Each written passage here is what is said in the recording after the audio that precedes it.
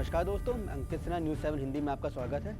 उत्तर प्रदेश या यूपी, वह राज्य जिसे राजनीतिक भारत का दिल कहा जाता है, अब अगले साल या कहिए अगले 7-8 महीने में ये चुनावी मूड में जाने वाला है। दोस्तों, ये वह राज्य है जिसको कहा जाता है कि दिल्ली का रास्ता उत्तर प्रदेश से होते हुए जाता है और आप खुद सोच सकते हैं कितना राजनीतिक महत्वपूर्ण राज्य है ये। दोस्तों, अगर इतिहास की बात करें, राजनीतिक इतिहास की, तो यहाँ 2 फैक्टर काम किए, मुस्लिम यादव यानी MY, मुस्लिम दलित यानी MD। और ये दोनों प्रयोग राजनीति में सफल भी रहे, चाहे वो स्वर्गीय श्री मुलायम सिंह यादव का प्रयोग रहा हो MY का, या बहन कुंवारी मायावती जी का रहा हो मुस्लिम दलित का।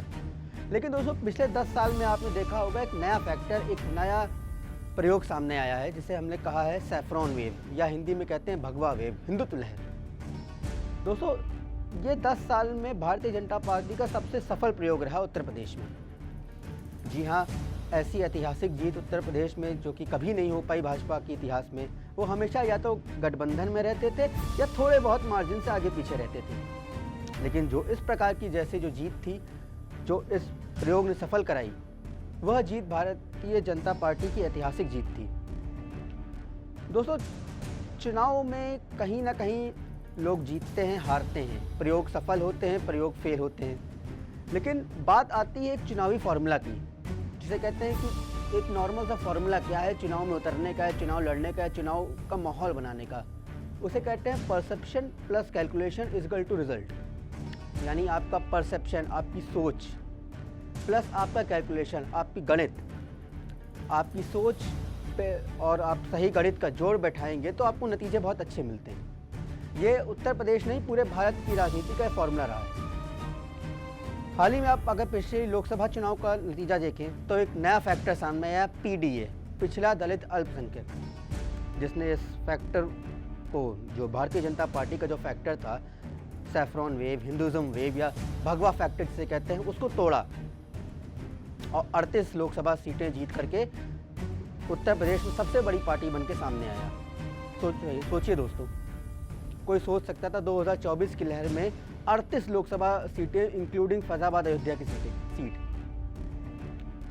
तो दोस्तों, अब आप ये समझ गए होंगे कि फॉर्मूलेज बनते हैं और उसका प्रयोग होता है, जैसे कि मैंने आपको अभी पहले बताया, perception plus calculation is equal to result.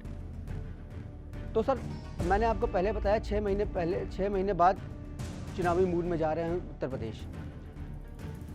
हालांकि अब भाजपा को सबको साथ लेके चलना है, OBC, दलित और जो हमारे चौधरी भाई हैं उन सबको भी साथ लेके चलना है। आपने हाल ही में उत्तर प्रदेश में मंत्रिमंडल विस्तार देखा, जिसमें भूपेन्द्र चौधरी और उनके साथ कई अन्य लोगों ने मंत्री पद की शपथ ली। यानी सबका साथ सबका विकास वाली थ्योरी यहाँ पे भी काम आ रही है। लेकिन दोस्तों, अब देखना ये है कि चुनाव में क्या होता है, क्योंकि आपको मालूम है 22 राज्य के मुख्यमंत्री एक साथ उतरेंगे चुनावी मैदान में उत्तर प्रदेश के।